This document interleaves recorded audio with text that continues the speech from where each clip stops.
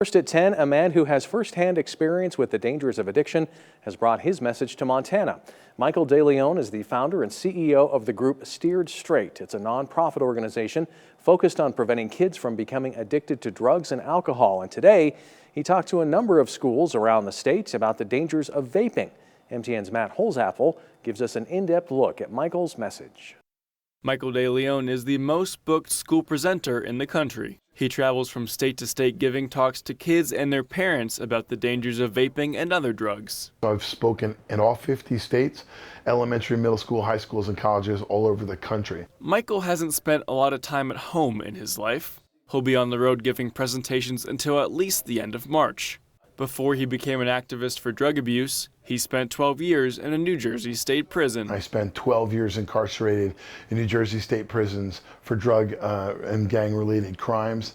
And when I got out of prison, I wanted to make a difference. But Michael doesn't do this for himself.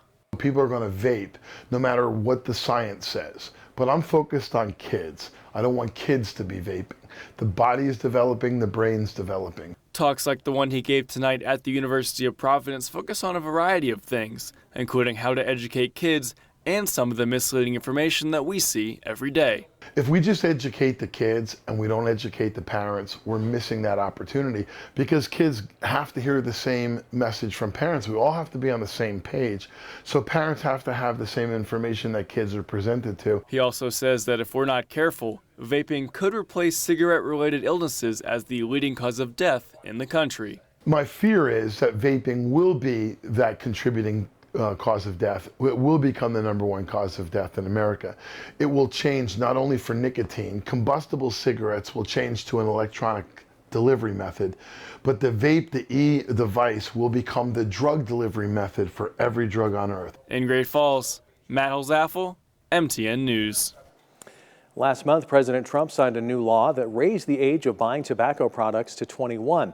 The state of Montana is asking smoke shops to comply with the new law. MTN's Lindsay Hyatt met with one shopkeeper to learn what the law does mean for those who use and sell tobacco. According to the Preventing Tobacco Addiction Foundation, Montana has a higher rate of both high school and adult smokers than the national average.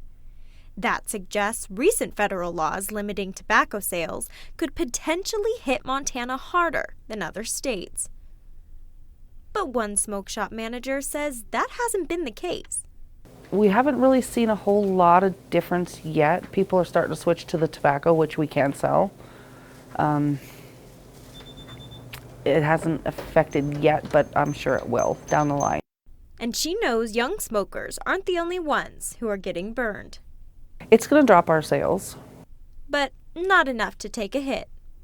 I don't think that clientele is big enough to impact us having to, like, cut hours or employees or anything like that. Vape stores, on the other hand, are a different story.